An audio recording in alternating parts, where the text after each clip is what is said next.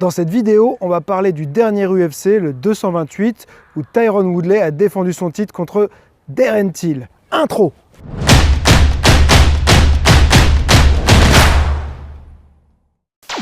Salut, je fais ma petite balade quotidienne, je profite du beau temps, c'est encore un petit peu l'été ici, donc c'est cool, on en profite tant que ça dure. Là je suis dans le parc Jean-Paul II, à Issy-les-Moulineaux, un parc super agréable.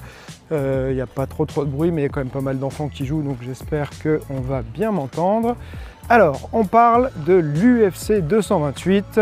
Il y avait surtout un combat qui intéressait beaucoup de gens, moi y compris, c'était Darren Till, la star montante anglaise du MMA, qui affrontait Tyron Woodley pour, je crois, une 4e défense de titre. J'avais fait donc une prédiction que Darren Till allait gagner. J'avais dit également que Tyron Woodley, bon, c'était un gros puncher, mais que j'avais jamais trop accroché à son style, qu'il n'y avait rien, je trouve, de fou dans ce qu'il faisait. C'est efficace, hein, puisque on n'arrive pas champion comme ça par hasard, et en cas de défense de titre, c'est de plus en plus rare à l'UFC.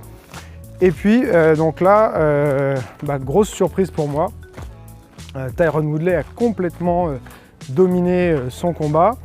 On n'a pas trop reconnu Darren Till, donc bon, j'ai écouté un peu les interviews de différentes personnes et tout. Darren Till dit que il se trouve pas d'excuses, mais il dit qu'il était assez confiant, qu'il s'est très peu échauffé, que pour lui c'était un peu quasiment comme si c'était déjà gagné. Donc je ne sais pas si c'est lié aussi peut-être à la promotion, parce qu'on avait quand même la sensation que l'UFC avait un peu décidé que ce serait le prochain champion. Parfois ils font ça, hein. Il y a quelques combattants qui décident qu'ils ont un fort potentiel à la fois en tant que combattant, mais aussi en tant que star, puisqu'il y a quand même cet aspect-là qui est à prendre en compte de nos jours. Et donc là on avait, en tout cas moi j'avais cette sensation qu'ils avaient décidé que Darren Till, il avait un fort potentiel et que ça les arrangerait bien qu'il devienne champion. Donc peut-être que ça a un peu joué aussi dans son attitude au niveau de sa confiance. C'est vrai que moi, ce que j'ai vu du combat, alors dès le début, très rapidement, on voit Tyron Woodley qui n'est pas attentiste du tout. Je pense qu'il avait aussi à cœur de on va dire, changer un peu l'image qu'il a eue avec ses combats contre Stephen Thompson, que les gens ont trouvé chiant et tout. Donc il s'est dit cette fois, je ne vais pas faire un combat chiant. Donc très rapidement, au début du round, il rentre, il touche, il clinch, il envoie le coup de genou, il amène contre la cage, il fait des tentatives de takedown. Du coup, c'était un peu surprenant parce que d'habitude, il prend vraiment son temps.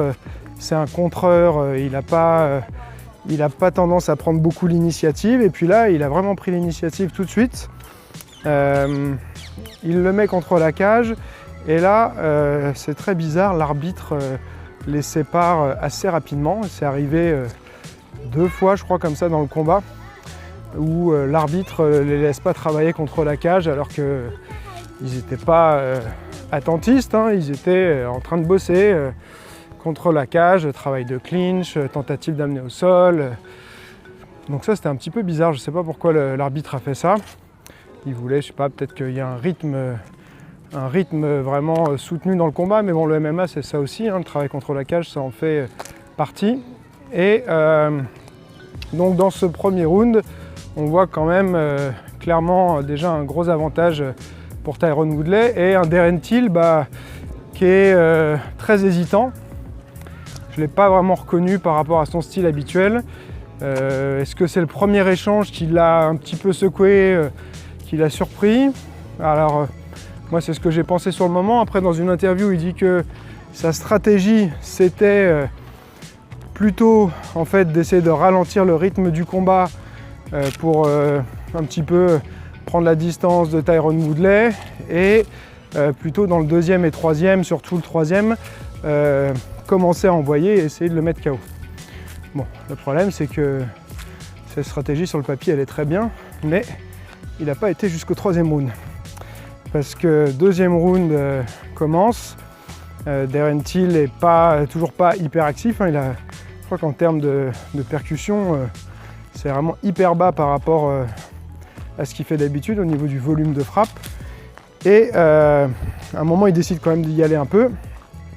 Et il se fait contrer par la spéciale de Tyron Woodley, hein, qui est ce qu'ils appellent le pull en anglais, ce que fait Floyd Mayweather à la perfection, où on va faire un petit retrait de buste comme ceci et tout de suite remiser avec son bras arrière.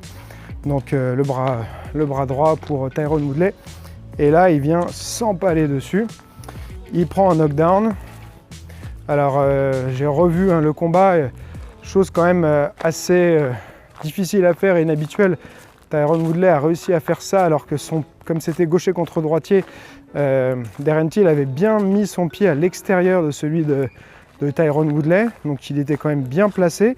En général, on se fait moins facilement contrer comme ça, parce qu'on sait que c'est le bras arrière, hein, quand c'est gaucher contre droitier, c'est le cross souvent qui va bien passer. Et le fait d'être un petit peu le pied à l'extérieur, d'être un peu en dehors de l'axe, c'est souvent un avantage. Et donc là, Tyron Woodley a quand même réussi à toucher efficacement en ayant le pied à l'intérieur. On a Darren Till qui tombe. Et là, Tyron Woodley, il part en grand end pound, mais un truc de malade, vraiment grand end pound sauvage, alors, technique, mais sauvage, puissant. On voit qu'il fait mal, on pense que le combat va se terminer. Mais Darren Till tient le coup, il arrive à gérer, il s'en sort pas trop mal, il positionne bien ses bras, il l'a dans sa garde, mais il mange quand même sévère, mais il encaisse et il arrive un petit peu quand même à sauver les meubles, comme on dit. Mais il se fait quand même bien ouvrir. Et du coup, le grand end pound dure, je pense, deux bonnes minutes.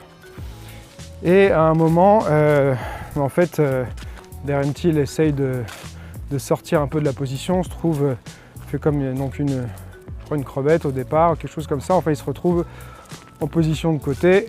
Et là, il y a encore une séquence de grand end pound qui s'engage, où vraiment Tyron Woodley il travaille très bien en mettant sa main ici sur la nuque, boum, et en plaçant les coudes et tout ça. Et au fur et à mesure, on voit qu'avec son autre bras, il commence à essayer d'aller contrôler le bras de Darren Till avec lequel il se protège. Donc c'est vraiment, si on décortique bien, c'était hyper technique en fait. Je trouvais ça hyper intéressant ce passage-là. Si on dépasse un peu la brutalité, on va dire, de l'action et qu'on décortique la technique, il y a vraiment un superbe travail derrière. Et puis il se retrouve à un moment dans une position où il peut faire une Darce Choke et il le termine comme ça. Darren Till est obligé de taper, donc un étranglement assez technique. En tout cas, bon, c'est pas le plus commun des étranglements qu'on voit en MMA, mais dans le grappling, maintenant, c'est devenu assez commun. Et donc, c'est un bel étranglement. Et à la fin du combat, en plus, je sais pas si c'était prévu ou quoi. En tout cas, est-ce qu'il lui aurait donné si il n'avait pas gagné par soumission, mais on vient lui remettre à Tyron Woodley sa ceinture noire de jiu-jitsu brésilien. Et à un moment, il me semble qu'il dit dans la conférence de presse d'ailleurs que c'est quasiment presque plus important pour lui, parce que ça fait tellement d'années qu'il pratique que c'est vraiment une vraie reconnaissance et une étape importante quand on est pratiquant de jiu-jitsu brésilien. Donc voilà, c'était une double victoire, on va dire, pour lui. Donc c'était super. Darren Till, de toute façon, on va le revoir, hein, il est toujours aussi prometteur, mais voilà, peut-être un excès de confiance, peut-être tout simplement Tyron Woodley qui a eu une très bonne stratégie sur ce combat-là. On verra s'il y a une revanche d'ici quelques temps ou pas. Après, on a donc le combat, moi j'avais fait mes prédictions aussi pour le combat de Shevchenko contre Nico Montagno, et c'est un combat qui a été annulé parce que Montagno a eu des problèmes rénaux à 24 heures du combat. Donc, qu'est-ce qui est responsable de ça? Évidemment, une fois de plus, le cutting, hein, c'est un vrai fléau dans le MMA. Les gens se bouffent la santé, font des contre-performances ou performent loin parfois de leur capacité réelle à cause de ces problèmes de cutting. Donc ça, c'est vrai que c'est un vrai fléau, et je pense que pour que ça change, il faut que ça vienne de l'UFC. Hein. Joe Rogan, il en parle souvent, mais je crois que c'est au ONE FC où ils ont carrément changé les catégories. Ils ont monté tous les champions je crois, de 5 livres ou quelque chose comme ça. Et en plus, ils ont introduit des tests de déshydratation à intervalles réguliers. Et s'ils ne sont pas en fait, dans la norme au niveau de leur hydratation, ils n'ont pas le droit de combattre. Donc je pense que c'est une super solution ça pour essayer de réguler un petit peu, régler ce problème. Donc ce combat-là n'a pas eu lieu, donc c'est dommage. Ensuite, il y avait le combat de Zabit Magomedsharipov qui était attendu, parce que lui aussi c'est quelqu'un de très prometteur, une star montante. Et il a eu un nouvel adversaire, pareil, je ne sais plus combien de jours à l'avance, mais son adversaire a changé, donc c'était un combattant a priori assez actif mais que je ne connaissais pas.